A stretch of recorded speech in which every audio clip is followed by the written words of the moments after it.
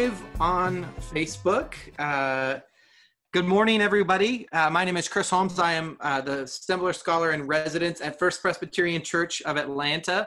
And this is the second week of our office hours Bible study, virtual Bible study on the book of Job. And this morning, I am joined by two people.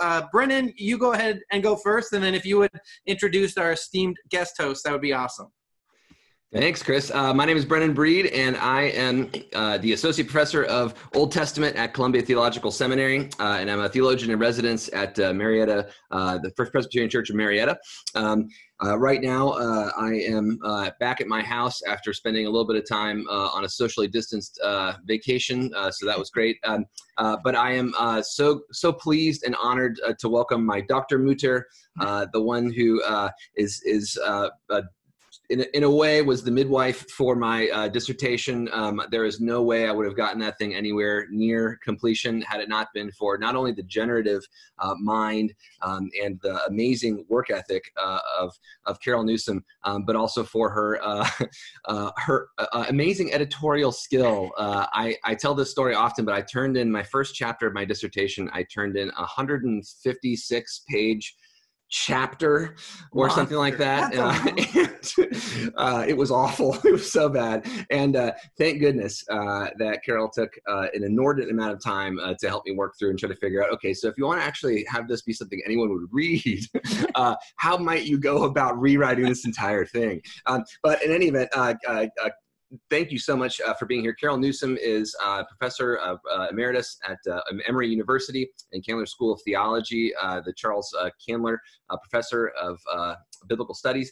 She is also she has done so many things and has won so many awards. She has been honored with an honorary doctorate at the University of Copenhagen in Denmark. She has been named to many different illustrious positions, including the president of the Society for Biblical Literature.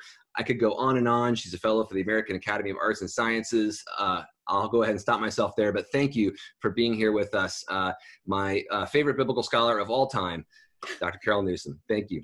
Oh, gosh, how do I respond to an introduction like that, except to say it's an honor to be with you two on this program. Well, thank you for lying about that. But nonetheless, again, thank you so much for taking your precious time. We really appreciate it. Can I ask you, I saw a post on Facebook recently where you had a giant stack of paper printed out, and it looked like the title of a book, and it looks like you have just submitted a new manuscript. Would you mind telling us a little bit about what we can look forward to learning from you in the near future? Oh, yeah. I've been interested for a number of years about how the understanding of the self changed in ancient Israel. And during the Second Temple period, after the destruction of Jerusalem and the exile, there's some dramatic changes that happen in the way people understand themselves. And you really get the birth of what I think we would call an introspective turn. People begin to look inwards. And what I find interesting about this is, although oftentimes it's a concern about guilt or sin, Presbyterians would really understand this. But what's so interesting is that inward turn changes the nature of the relationship with God. And so rather than talking about just the mighty acts of God in the world, they also begin to talk about, and this is something that Chris has also addressed, the notion of transformation that happens within the individual. And that's a change in spirituality that I think we haven't really explored the roots of in the past. So it's just a modest contribution to trying to say, let's see if we can figure out where some of these things that we take is familiar spirituality, how do they originate, where do they come from? And I look forward to learning from Carol for so many different reasons, but one of the things that Carol does amazingly well is to look at theory or science that is actually incredibly complex and difficult, and she synthesizes it and brings it into the world of biblical studies in a way that is really understandable. As Carol says, you kind of eat up this giant theory and you kind of disperse it in little nuggets throughout the text. But what's incredibly important to me too is the way that Carol dialogues with these other sciences and discourses and philosophy, literary theory, but also tries to figure out how biblical studies can add to their discourse. It's not merely a receiving relationship. So I'll really look forward to learning about these kind of theories of the self. I mean, something that's hugely important in modern science and contemporary notions of psychology. And I mean, if you just think about the discourses around us about becoming an authentic self, living your best life, figuring out who you are, all of these things are hugely important. I mean, think about the way that social media makes us think about kind of who we are and how we present ourselves and so on. But how are these ancient Israelites doing the same thing?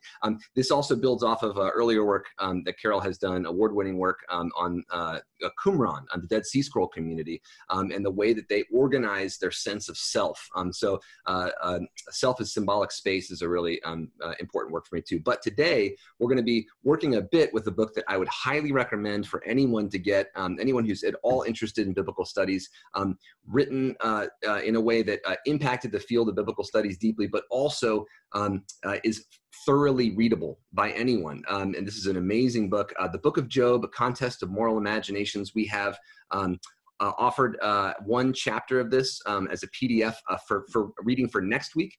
We also have a couple of articles from Carol throughout our syllabus, which you can sign up for on the link that's on all over our website. But in any event, so thank you so much, Carol, and for coming with us. And we generally start our studies by asking our interlocutors to share something about kind of some of their generative assumptions or hermeneutical or theological assumptions that kind of guide them as they read the Bible. You've got many very, very helpful ways of thinking about reading books that you put in throughout your work on Job. But can I ask you to share a couple of your own generative metaphors here? Oh, well, one of the things that I think is really important to remember is that with the possible exception of the books of Leviticus and Deuteronomy, none of the writings in the Bible, when they were composed, had any intention of becoming, quote, scripture. That is, they were engaged responses within particular contexts to religious, theological, social issues. And so what that makes available to us is, even though we have given them the status of scripture in that they become something to which we turn, it means that we're likely to see a variety of really different ideas. And therefore, when we start to read the Bible, we're reading this enormous implicit conversation. So it doesn't speak with one voice, but that allows us then to listen to the whole conversation, and it invites us into the conversation.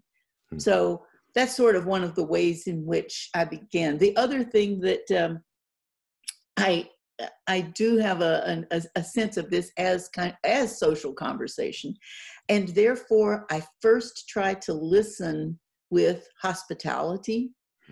And only after I think I've heard, then am I in a position to push back and to critique. So I try to treat that relationship of reading, much as I would a conversation among the three of us. I want to listen to you, even if I finally perhaps want to disagree. That's great. Thank you. So, which gets us to our first set of questions about the book of Job. And for those who were with us last week, we started with the first two chapters. And the topic for this week is really Job's friends. But even before we get there, one of the things that stood out to Brennan and I about your work is that you identify the book of Job as a polyphonic text. And although that might sound like something you would dance to at a disco, it's not. I had to look it up the first time I read your book. And so I wonder if you could tell us what you mean by Job as a polyphonic text, and and why that's an important thing for us to notice as we read the book. We can do away with the word if you want to, at least put it aside for a moment, because really all I'm saying is, if you pick up the book of Job and start reading, you're in this long ago and far away narrative world, and you start off reading this simple didactic story. This is a story that wants to tell you how to think. Well, after the first couple of chapters, which you discussed last week, all of a sudden you hit this really different style in which it's elaborate poetry and the narrator has disappeared. So you don't know exactly how to get your bearings. People are saying unexpected things. They go, one speaks, then another speaks, and one speaks, then another speaks. But if we go back and we look in the ancient world, this was a recognized way of holding an intellectual debate between two alternative positions. And so what is going on when you start the story in one way and then bam, you introduce a radically different way of telling the story? And it really disorients the reader and makes us listen not only to what's being said, but the significance of, how we say it, the genres we use. We bring certain expectations when if we're reading a cowboy story, we know what the expectations are. And then all of a sudden, if we're in a lyric poem, that's something totally different. So this story is jamming those two things together. And somehow the reader has got to think about, how do I shift to listen right? And then what do I make of this when I try to put all these different voices together at the end? And I think one of the things that if folks have had the chance to read the chapter that about this, that's really interesting, is that scholars have noticed that there are these different genres, these different sort of forms of literature in Job, and the historical critical method has said, well, that probably can best be explained by saying maybe they were added later, or they're unoriginal, or there's an editorial process. But you really want to actually hold some of these generic differences together and say, what happens if we read these as intentional, that each genre sort of represents, I think you say, a different moral universe that is meant to be held in conversation with the rest of the book. Yeah. The only way I could actually envision this for myself was to think, what if we staged this as kind of avant-garde theater? And you could put these all on the stage, kind of popping over one another. And we would, I think, then understand how this could be seen as a complete work of art, as something that we have to make sense of all the tensions in it, and not simply say, oh, well, that was added later, it doesn't matter, don't have to pay attention to it. No, it's there now. We need to pay attention to the whole of it. Yeah. Yeah, one of the things I really appreciate about your first chapter of your book on Job is the way that you point out that the history of biblical scholarship about Job, at least critical biblical scholarship, has tended to think that it's kind of some big mistake or something. Like we're trying to kind of unread something, or the person who wrote the dialogues really hated the folk tale, or the folk tale was written to try to control the dialogues, or something like that. But instead, if we look at this as a big conversation in which basically like there's a certain way of thinking about the world, or seeing the world, that's kind of summed up in a folktale. It leads you to think about the world in a certain way, and that has its limits. Yep. And so when we reach the limits of a folktale, like somebody who is perfect and is a perfectly wonderful person, their life falls apart, those kind of cliche sayings like, oh, it's going to get, some of those start to lose their meaning. So you kind of jump to another way of thinking, embodied in another kind of genre, a kind of literature. I find that to be a brilliant move, because it also helps us to not think about these as mistakes, or one is fighting with the other necessarily, but they're trying to like offer their way of seeing the world. And so when we jump to these, as you called it, a wisdom dialogue, there's other ancient Near Eastern versions of this where friends in the ancient world, there's at least poems that show friends sitting around discussing something terrible that's happened to one of them, trying to figure out what happened. What's kind of the presumption of these wisdom dialogues? Why would people sit around and do this? Oh, I think that the ancients were curious in the same way we are about ultimate realities and the limits of what we can know. And they were unafraid to let one voice stand over against another voice. And what that does for the one who is listening or reading is that we don't have anybody who jumps in and says, now this guy's right and that guy's wrong. And so it makes you have to engage, and you have to listen to a voice of tradition and a skeptical voice, and they're evenly matched. And so you have to, each one kind of shines a light on, I like your word limits. Each one shines a light on what the other one can't see, the limits of what it can't see. And so what we realized, that one of the reasons I like this way of reading is does come from the person who influenced me so much, Mikhail Bakhtin. He said, no one can see the back of their own head. For that, I need somebody else standing in a different position. And so that's what I think this does. They show each other the back of their heads. And we need that. Yeah. I don't want us to go, I don't want to take us too far asunder, but again, in this chapter, I was really struck by the contrast between monologic thinking and dialogical thinking. And because I think typically the church, and I would say much of contemporary American culture, seems to be struck with, we just need to have a monologic, whether it's from the right or from the left or somewhere in between. And you find in Job an invitation, I think, to a different way, not just of arguing, but of thinking and of existing. And so I thought it might be helpful if you could just, again, give us the Reader's Digest version of a very difficult and important theorist. Yeah, and both what you're talking about, a monologue, we know that that's somebody who feels like they can say the truth through their own voice. And it's not that that's bad necessarily, but once again, it's incomplete. It finally meets its limit. The dialogue that we were talking about, when you have one voice going over another and there's not an umpire to come in and tell you what's what, that can create new ways of seeing things, but its risk, its limit is relativism. Mm-hmm. And so what you have to avoid is saying, well, it's just, who knows? No, each member in a dialogue has to be passionately committed to the sense that I am trying to articulate the truth as best I can. Mm-hmm. But it has a humility in which it realizes my one voice alone cannot tell the whole truth, because I am only one person situated and I can see only through my own eyes. I need your eyes also, so that the truth, as he says, it's not in one voice or in the other, it's in what happens as they begin to interact with respect. And so it's not relativism, it's humility.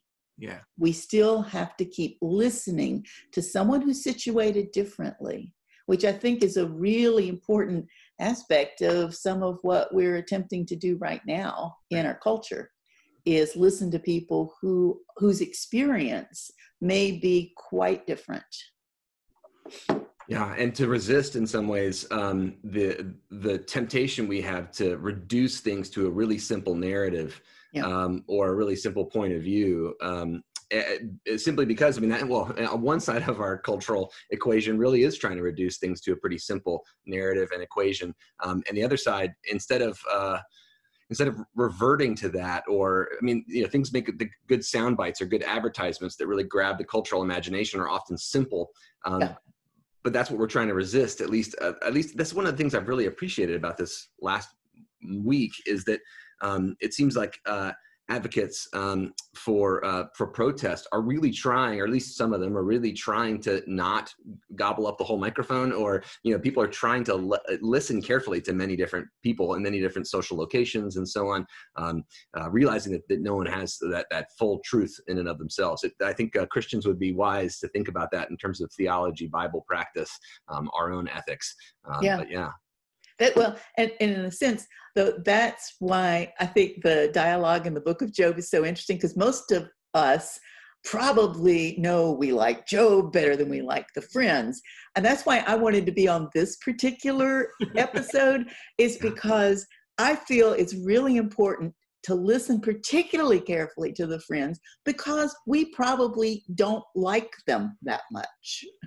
Yeah, and we use that claim.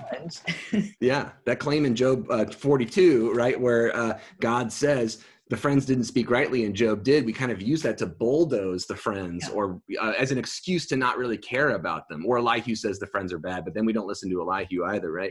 Yeah. So let's talk about these friends. and they appear right after the narrative prologue, and at the end of the prologue they sort of make their way in chapter 2 verses 11 through 13. And so what this is our first the first appearance of the friends, and what is significant about their appearance here, and maybe how does it stand in relationship to the much long section where they're dialoguing with one another back and forth with Job? Yeah, well, I mean, they are, first of all, coming from a great distance. They are doing what was expected of friends in the ancient world. When someone has suffered a great loss, the friends come around, form a community, and as it says in the narrative, they come to comfort and console. Now, you have to remember that this also, every culture has certain norms or expectations about what it means to do that. And so their first expression is they show how distressed they are. They throw dirt in the air and let it fall on them. That is, they are responding to and mirroring back the agony that they see in their friend.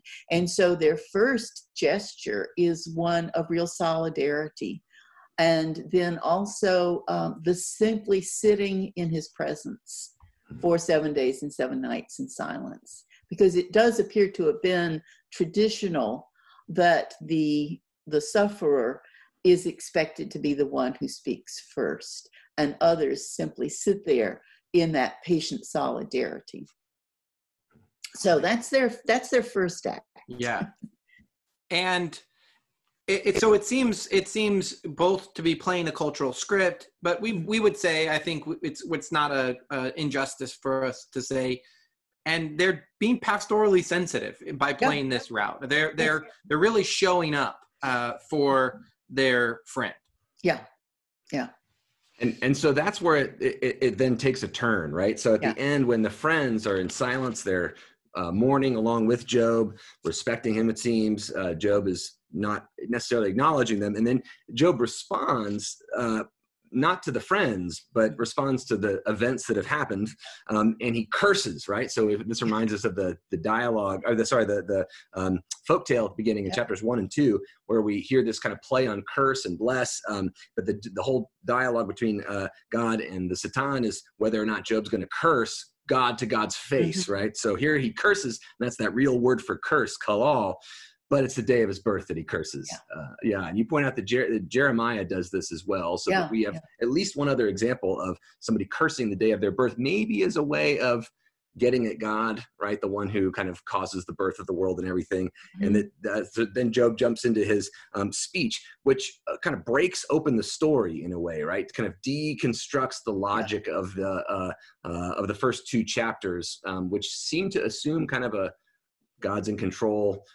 People are supposed to respond with adoration and worship. But here we get something quite different. How do you characterize Job's speech in chapter 3? Yeah, it is a plunge into the abyss. And I think one of the important things to recognize is that Job is the one who departs from the cultural expectations. I mean, in the ancient world, they understood people do not get over their grief and their emotional devastation in 7 days. But there was an expectation that at the end of this ritualized period of grieving, you move into a different stage in which you begin life again. You get up, you wash your clothes, you share a meal, you have sex if you're married. You affirm life. And what Job is doing here is affirming death. He says, not just, I'd like to die, I wish I had never even been born. And so what he's doing is terrifying. And I think that we have to start with, the friend's response by realizing that they thought they came for an ordinary consolation. And all of a sudden, the floor has been pulled out from all of them, because what Job is doing is enacting a plunge into an abyss. And I don't know about you, but that's frightening. That's frightening to be in the presence of someone whose needs have just suddenly revealed themselves to be this enormous, gaping abyss. I feel in some ways that that's some of the uncertainty that we felt a couple months ago about COVID was the uncertainty of not knowing what the world's going to look like. But then also in the past 2 weeks, there's a kind of a restlessness, even in supporters of the protests, right? Kind of a restlessness about what's this going to look like, what's actually going to happen. But this in verse 4, where it says, "Let that day be darkness," commentators have pointed out that that's kind of an inversion of God's creation language from Genesis 1, right? That day, let there be darkness, is what Job says in the Hebrew. And so that, wishing that creation had never happened. And in a way, maybe because like the world is so unjust, right? Is that part of what Job is saying? I don't even know if he's gotten that far in his thinking yet. I think what he just realizes is it's just the falling. And I see him as kind of almost like, Samson in the Temple of the Philistines. He's going to grab those pillars and make everything collapse in with his grief. Wow. It's just bottomless. And it ends with that word that you point out, rogues, or turmoil. Yeah, the very last word in the book is turmoil. And so that's what the friends, because I do think they've been listening, but that's what I think they hear. This man that we thought we were going to help him through the ritualized stages of grief, instead what he's telling us is what he's suffering from is absolute turmoil. Just that bottomless nothingness. That's pastorally challenging. Yes. How do you respond to that? Right. I love the image of, not love, right? It's a terrifying image, but the language that you use of an abyss, and how much in chapter 3 the language of darkness or lack of light or is at play, and even the number of times that cursing is mentioned, given the foreground of sort of the narrative about who's blessed and who's not, and who's cursed and who's not. Just it's a dark place, and I wonder if we could just step back. What does it say to us that our sacred tradition has room in it for this sort of abyss? That it didn't edit it out, it didn't delete it. It is a part of our tradition. And what does that say to us pastorally, or as friends, or as caregivers, when people might find themselves in a similar state of abyss? Yeah. No, I think it really is important because, and this is, as we'll see, the friends are not comfortable with that. But Job's voice is the one that really powerfully says there is no experience so terrifying, so frightening, that it cannot be brought within the book of Scripture and be articulated. And that voice, it's not the final voice in the book by far, but it's never silenced. And many people have said that the divine speeches out of the whirlwind skip over everything else that's been said and are really responding to this chapter. Wow. So I think it has a very important place, and it's honored in its capacity to express that sense of absolute despair. Yeah, and the cry of despair being something that often motivates God to respond, not always in our sense of time, right? But, the words from the cross are also articulate a moment of despair. So it's honored. So that cry of despair kind of shocks Job's friends into their mode of response, their kind of culturally appropriate mode of response, as you point out, of consolation. And that starts this dialogue where there's kind of these 3 rounds, right, of the friends. So Eliphaz responds, and then Job responds to Eliphaz. And then the next friend, Bildad, comes and responds, and then Job responds to Bildad, and then Zophar responds to Job, and then Job responds to Zophar, and then the cycle starts again. We get 3 of these cycles, and we'll be able to next week talk about a little bit about the end of these cycles, which kind of end in disorder. But Carol, feel free to jump in and give your thoughts there at some point. But we start with Eliphaz. When we start, things aren't disordered yet, right? It starts with this kind of appropriate, or at least Eliphaz seems to think that Job's done this a lot. So can you give us a sense of what Eliphaz is doing in his response? What does he want? I oftentimes think about this as a script for a play, and I keep thinking, my word, Eliphaz, if I had to play Eliphaz, or if I had to be in that situation, first of all, I think we'd just be, oh my God, what do I say to that? Yeah. I have a lot of sympathy for Eliphaz.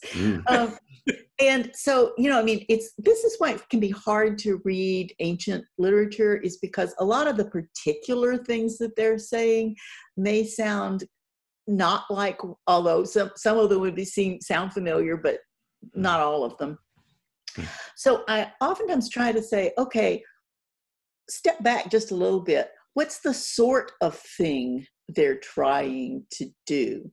And I think Eliphaz heard Job saying, I feel like I'm falling into this infinite abyss.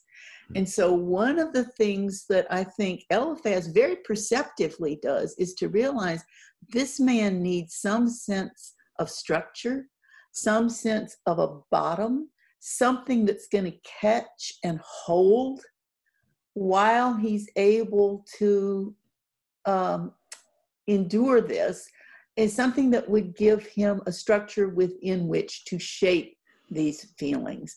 And so I think he keeps coming to him with, as you said, these traditional, conventional things. They are, when he begins and he says, Job, wait a minute, don't you remember, you have also comforted people. You have been the one to hold someone who was falling. And if you think about it, when we fall into an abyss of grief, one of the things that I think we do is we'll remember, oh yes, my mother had to go through the being widowed. I remember her story. And I remember how I tried to be with her, or the way people will go to support groups. So they try to put their experience or their story in a community of other stories, of people who have experienced something similar. And so you don't feel quite so isolated. And it doesn't mean you're not still grieving, but you have a sense that I'm not so alone. And so in one sense, I think that's part of what Eliphaz is. That's his starting point, I think. Yeah, and I love in your book how you have a little excursus on the power of narratives. Yeah. And how they're not just kind of icing on the cake of our lives, things that we add to give flourish to our experiences, but in fact, they kind of structure our experiences. The narrative that we tell ourselves about our lives or our culture or our church or our country or the world or science, right? All these generative narratives that we have that provide us an identity, a place within a story. And that when those narratives break down, that we feel more than just the sadness of whatever's happened, but it's like the sense of our lives kind of collapsed, right? And so what Eliphaz is doing by trying to tell some of these stories is to say, look, here's where it's trying to reorient him, right? Yeah. And give him a sense of purpose and meaning. And it's interesting that like a lot of Christians, like you point out, run to kind of critique the friends. But this is actually good pastoral care to try to help remind someone, hey, your life is bigger than this. That you do have a sense of purpose and meaning, maybe not right away, but also this is kind of like the thing that other biblical scholars, Kathleen O'Connor, a good friend of all of ours here, and emeritus professor from Columbia Seminary. She's written a lot about trauma and grief and the ways that narrativizing, like giving ourselves a narrative, even a problematic one, many times is a way to try to kind of give us a sense of continuity in our lives that trauma robs us of and takes away our sense of purpose. It's interesting the way that links to COVID, right? The way that disrupted so many people's narratives and our narrative about everything that made sense, right? Yeah. But also, I appreciate too the way that for many Americans, especially white Americans, the sense that like life makes sense, our country makes sense. I can get a good job, I can get the kind of narrative of like what a good American life is, or the American story. For many Americans, what's bubbling up now is the sense, hey, listen, that never was the story that made sense for us. Yeah. And then finally, it seems like many white Americans are paying attention to the disruption that many people have felt in the United States, especially Black Americans have felt. Yeah. And, that's the limitation of what Eliphaz is doing. We have to be very careful when we see someone in pain and we rush forward with but if you just think about how this fits into the larger narrative and whatnot, that can quickly be a matter of trying to take care of ourselves, not the person who's in pain. Wow. That is, we're frightened of that situation and we want to deal with that by containing it and not listening. So, Eliphaz is not necessarily wrong to begin with this. He is trying to respond, but the limitation is you quickly realize he's more invested in asserting his narratives that really everything is okay in the big picture, and not listening to something that may be more radical, which says, no, yeah, it's really broken. It never was quite that way. And that requires a different kind of staying with someone and listening. Yeah.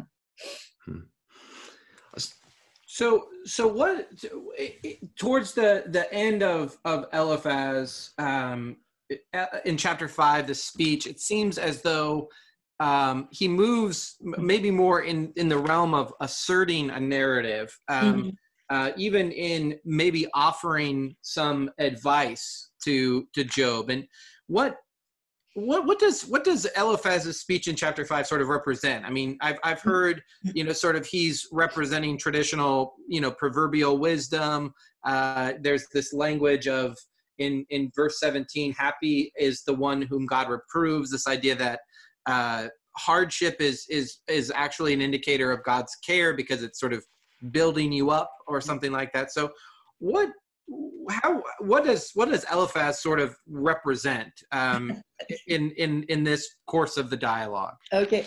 The one that you just mentioned where he says, God may be doing this to make you a better person. I try to be hospitable. I try to listen with a sympathetic ear. That one, no. Yeah. I just think that makes God into a moral monster. To say, you're not going to kill your kid's pet to try to teach them a lesson, so I can't go there. But one of the things that you will notice is that the friends are their arguments are completely inconsistent with one another. Right. Okay. Even within the same speech, Eliphaz will say one thing, then he'll say something else. This actually was not uncommon in ancient consolation. And in fact, if you listen to us today, it's probably very similar. Even Cicero, when he was writing about consolation, and he said, even when I'm trying to console myself, I will throw up 5 or 6 different ways of thinking about this just to see if one of them is helpful. So that one, sorry he mentioned that one. What he's mainly doing in chapter 5 and what the friends do throughout is they urge Job to pray. Now, I think, again, we have to think about why are they suggesting this? What are they meaning by this? He says, if it were me, I would resort to God. I would lay my case before God, who performs great deeds which cannot be fathomed, and so on and so forth. Why do all the friends ask Job to pray? I mean, in one sense, they do not begin by blaming the victim. They will eventually get there, but they start with a much more of we have no idea why this might be happening to you. Could be this, could be that, could be this. And finally, we don't really know. They are very practical therapists, if you will. And their basic stance is, we don't know why this may be happening, but there's always something that you can do. Because one of the problems that Job has is that he feels like stuff is happening to him and he has no agency. That's been taken away from him. And what they're trying to do, I think, in inviting him to pray is say, in fact, you do have agency. This is something that you can go to God, whether it's with your suffering, whether it's with your sin, whether it's with your whatever. You can go and God will respond. So they are urging him to, and again, this is a traditional practice. And one of the things that, especially when Zophar issues his invitation to pray, he talks about how you prepare yourself for prayer. And basically, if you look at his words, what he's saying is you put yourself into a centered or meditative mood. And what this is doing is urging Job to, in a sense, giving him a practice that will help him quiet the chaos within and to give him agency. So once again, if you look at what they're trying to ask him to do, there's a real rationale behind it that I think we can appreciate. And in fact, if you look at some of the meditation practices that have been introduced into prisons, they are, in a sense, a way of finding a still space or a quiet space within which people can address the chaos of their lives. So I think that that's, again, one of the better things that they do. Now, there's a reason why Job, will resist that too. Right. So even though all of the friends' responses, let's try to put some narrative frame around your experience. This is not where you're going to be forever. Or let's try to find a place where you can find quietness even while the turmoil is still raging. They're not bad responses, but increasingly the friends simply, they're not realizing that this is not what Job is asking for and really not what he's ready to hear. And I think where they fail him is not being able to listen to the radical pain that he's addressing. Yeah, I sympathize with them, but I probably wouldn't have done any better, but I have to admit they do fail their friend in some respects. Yeah, but it is important just to notice the kind of empowering nature of both narrative and of prayer or of kind of ritual practices. And I've seen this in among protesters videos over the past week of people engaging in kind of rituals of chanting, of breathing, of kind of call and response, but also singing, that these things do center and empower people. And also that sense of a narrative that we're going somewhere. The arc of the moral universe is long, but it bends towards justice. That is basically what Eliphaz says in chapter 4, verse 7, right? Think now, who is the innocent who ever got punished? That's not true. Eliphaz knows it's not true. Some innocent people sometimes suffer, but over the course of the length of time, sort of 4 out of 5 dentists agree, right? It's kind of a long, it's like a long lens. So those, I really appreciate that you say, let's not throw these things away. Let's just notice, who are we applying them to? Are we taking note of the context, right? And it matters too when someone is either individually or collectively in a moment of great distress. It's one thing when the person suffering reaches for these, him or herself.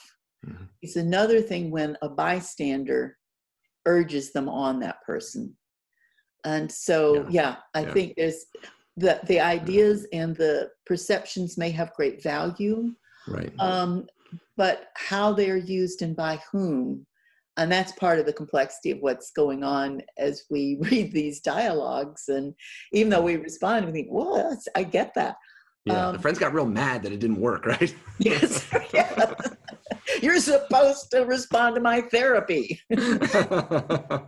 Now, Chris, you had a question. No, I was gonna say one, Carol, I'm kind of angry right now at you because I preferred to read the three friends kind of like as the three biblical stooges. It's a lot easier to think of them as like dumb idiots and insensitive friends. Yeah. And now you're complicating that for me, as hopefully you're complicating it for other people. And so I just wanted to point that out. But second, I as we were talking about these friends and the practice of listening to another person in grief, I just immediately went to clinical pastoral education. Yes. What many pastors are required to do before their ordination.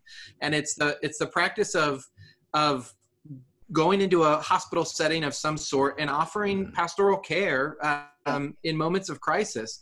And one of the things that we were required to do is write these verbatims where we write about an encounter, and then we sort of, okay, what was good about this and what was not good? And how did you, and how was your question or your response more about your own pain or dealing with your own ambiguity than sitting with, and I feel like what you've just done for us is sort of like you've given us that we're in group together as pastoral care interns, and you're helping us like look at, oh, this is an interesting experience and what's good in it and what's bad in it. And I just, again, the nuance and the complexity of that is something that I think is easily overlooked if we think either these guys have it all, or B, they have nothing. Yeah. You've really helped us see there are some at least initially good responses or responses that we could say that's not a terrible decision, and then maybe it devolves from there. I just want to hold that up and thank you for making this more complex. Well, I think you're absolutely spot on. This would be a great book to read in that, to treat it as though it were a verbatim. I think that would be brilliant. Wow. Yeah. And also the sense that they are using Bible. Like, I mean, they don't know the Bible, it's not written yet, as you pointed out at the beginning, but just to say, like, the things that they're sharing sound an awful lot like what you might see in Deuteronomy or in Proverbs, the fate of the wicked story, yes, bad people eventually meet their end and eventually are exposed. The arc of the moral universe is long. Proverbs says that, and Deuteronomy says that. And you'll get rewarded in some way for good behavior. It seems like. Yes, go ahead. Oh no! It just seems like the friends use these things, and they're not wrong. It's just that, as you point out with your whole idea, they're wrong in context. They're using these these stories and ideas at their limits or beyond their limits, maybe. Yeah, and I think that I do think absolutely you're right that in one sense, Job is kind of a critique of Deuteronomy and of Proverbs and of many of the prophets, frankly. But what's I think so interesting is that Job shares the same fundamental assumptions that the friends do. It's just the friends think the world does work. God does ensure the arc of justice ultimately. And Job says, God's supposed to. Yeah. But I'm not seeing it. Right. And so, but in that sense, they are both agreed that on the same values. It's just, are they manifest, or is there something that is hidden about this, but ought to be there? Job is, in one sense, calling God to account to be the same God that the friends say, I experienced that. So they're closer together than we sometimes realize. Yeah, and we can get into this more next week, but it strikes me that, like, Job and the protests of Black Lives Matter seem to touch on similar points, which is that, like, this grand narrative that we're told, it might work for some people, but it's not working for us, right? The police are great protectors. Well, that actually is true for some people, but it's not true for me. And that exception is not just an exception; it matters, right? It's and the thing is, both sides agree that it is a good thing that the police should be the defenders of justice and a civil society. And so, yes, the protesters are basically saying, but that is not manifesting. That is not the reality. We want it to be the reality.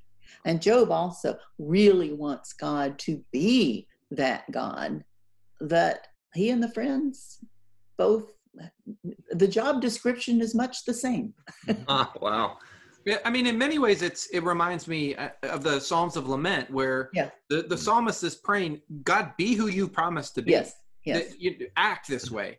And so you're saying Job is in a similar vein saying, yeah, I get it. God is supposed to be this way, but that's not my reality. And the friends are saying, no, it is reality. It all works. And this is where people oftentimes think that the three dialogues all say the same thing, but they don't. There's a very clear movement, and Job gets more and more radicalized. And so, the first dialogue there, Job is talking mostly about, his pain, whatnot. But as you get into the second set of dialogues, Job has begun to say, maybe I'm wrong about the fact that, somewhere this underlying reality exists. Maybe God is a monster. Maybe the world is chaos. And as the friends keep trying to reassert, no, the wicked really do come to a bad end. The wicked really do come to a bad end. And it's like Job just has not been paying attention to them and has been talking about how he would really like to have a trial with God. Finally, Job in chapter 21, it's like he finally realizes they keep saying this thing and it's stupid. And he says, no, actually, just look around. Who wins in this world? It's the wicked. Wow. And wow, yeah. That's the moment at which the friends come closest to breaking with him, because what they realize is he has just threatened to undercut the whole notion that God's place in reality is on the side of justice. Wow. And that's where the friends start to accuse him of actual wickedness, right? Yeah. Because, and that's what makes this a terrifying drama for the reader, is that we've been drawn into this dialogue and increasingly, I think, seeing the inadequacies of the way the friends are trotting out their traditional sayings.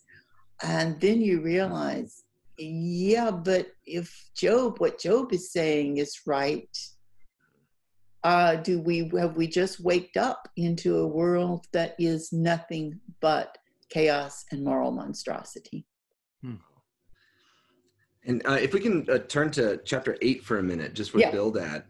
It seems to me like Bildad, and you can correct me if I'm wrong, he's similar to some of the things Eliphaz tries to lift up, but each of them seem, Eliphaz, Bildad, and Zophar seem to have their kind of focal points a little bit different. Seems like Bildad does in some ways what you mentioned with Eliphaz, talking about supplication, prayer, in verse 5, you should pray. There's a little bit of a question. Maybe your kids were bad. Sorry about that, in verse Which is 4. one of those horrible things. Yeah, that's bad don't say that. Care. But he moves into this narrative about, look, Job, it's going to be okay for you in the end. It's going to, things are going to get better. But then he goes into this interesting kind of what we might call like wisdom discourse, where he starts to use these figures of like kind of ancient people. Why don't you ask the ancients, or what, and starts to talk about water and plants and then gardens and things like this. But how would you kind of sum up what you think Bildad might be saying here? Yeah, I mean, that he does say, ask the generations past, study what the ancestors have searched out. We are yesterday, we know nothing. Mm-hmm. And so this long period, it's sort of, how do we know what's our How do we know what's fundamentally trustworthy and what's not? And for Bildad, our own experience is based on such a small fragment of time that he says you can't really make a big sweeping understanding out of just your tiny little fragment of experience. The only reliable way is to look at the long course of history. What does the layering of tradition, how do you tap the wisdom of tradition? And there's many respects in which, once again, I admire what he's saying in that we do look at so many different ways. We look at the sort of the traditional ways of doing agriculture or of forming social community and whatnot, and we can see that they had a real wisdom. But what Bildad is doing is, again, he says that is reliable. Your own experience is not. And that last part might not be helpful. Right. Yeah, because, because that's obviously what Job is saying. And Job uses these things. Can't I taste it? There's nothing more radically personal than the taste on your tongue. And so what, again, as the readers, we're saying, wait a minute. I get what Bildad is saying, but yeah, he's excluding our experience from validity. That won't do. Yeah. And if you think about what tradition is actually built up, not by excluding contemporary experience, but by engaging it. How does contemporary experience modify what's been received in tradition? So Job, on the one hand, radicalizes, it's my experience. I absolutely know what's what because of my experience. Well, it turns out he's also going to be wrong. Yeah. But Bildad's wrong because he says your experience doesn't matter. So we're sitting there with the task of, what is the relationship between someone's very specific experience and the general picture of things? Yeah, that's not a simple one. No, well, and that to me, that so clearly illustrates what we opened with, which is this idea of a polyvalent text. That actually our work as readers is not to side with one to the exclusion of the other, but our work as readers is to say, how do we make sense of reality in a way that honors deep personal experience and also makes room for a larger narrative or a history of dealings or other narratives even, because part of the response of Bildad is to say, Job, your experience is not totalizing. No individual's experience is totalizing, and yet he goes overboard in saying you shouldn't attend to your experience at all, or your experience is not trustworthy. And that's why people, especially marginalized communities, it's so important not to exclude those testimonies of individual experience, because in many respects, especially marginalized communities, their experience has oftentimes not yet been incorporated into the common understanding. And so to exclude or to push away that experience it's harmful not only to those whose experience has been being denied, but it's harmful to the whole community because their own understanding is incomplete. And this is why, yes, that whole notion of I need someone to see the back of my head. We need someone who is positioned differently within society to see the back of society's head. And so, that's fascinating. Bildad just, he doesn't get that. Yeah. And I mean, that's another reason why, I mean, it's so, I find it so moving, the say her name and say his name, parts of the Black Lives Matter movement where you can't, that's just, there's a way that many, especially white Americans will kind of glaze over, like that's just an exception, but to say the person's name over and over again, Breonna Taylor, to say Tamir Rice, to not forget these names, that these are not just little exceptions that don't matter, but that experience actually is kind of radically important. And it gives us a new perspective on which to kind of build larger narratives that might make more sense. Yeah, that's exactly, what is going on in our present moment is that the received story of our community and how it functions and whatnot is having to confront a radically discrepant experience. And it just will not do to say, oh, well, that's an exception. No, that experience has got to be incorporated into a better understanding of the whole, and to the specificity of the name is very important. And just to wrap it up with Zophar, I mean, it seems like Zophar has a slightly different emphasis. I mean, he's repeating and throughout the dialogues repeats many things that the friends say together. But in chapter 11, there seems to be this, I mean, there's an emphasis on prayer, postures of prayer, as you point out. But also there's this question about knowledge that Zophar seems to be really interested in. And can you just give us a little bit of insight into why is he talking so much about knowing things? Yeah, well, this was actually a very common motif throughout the ancient world where, you know, the mind of the gods is remote. And there's that sense of, we as human beings, you know, our task is to try to achieve the wisdom that we can, the understanding, but we do this with the realization that we're finite. And there are dimensions of reality that transcend our capacity to understand them. And now Zophar seems to think that despite affirming that, he actually knows what those are, or he knows a lot about them. It's like a card trick. So yeah. He should be listening to himself a little more. But that again, I think, well taken, should move us always to that sense of humility, in which, you know, again, fits in very nicely with experience and tradition. Yes, we value what tradition can tell us. We value what experience can tell us. But we need to realize that as finite beings, we are always operating in a way in which the total of reality is not accessible to us. And therefore, all that we do, I think, needs to be done with humility, with that sense of the provisional. As Bakhtin said, there's always another voice that needs to be heard. And we do that in the sense that no one, you know, apart from God, has the capacity to understand, see all.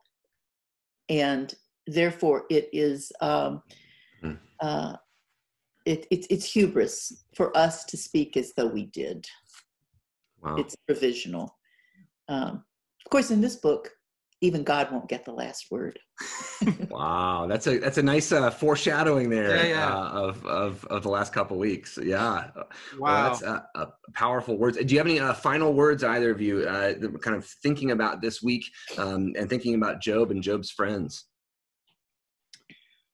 I just want to say again, Carol, thank you for opening up this text. I feel like I want to go through the speeches of the friends prayerfully and see how I respond adequately and inadequately to those who are in pain around me. And would maybe invite people that are watching with us to think about that as well. As we're in many ways, we're a nation that's hurting for a variety of reasons. And so maybe there's a good reason for us to listen to these speeches to see if we can read them self-critically as well. But thank you, Carol, for being with us. Thank you. It's been a pleasure.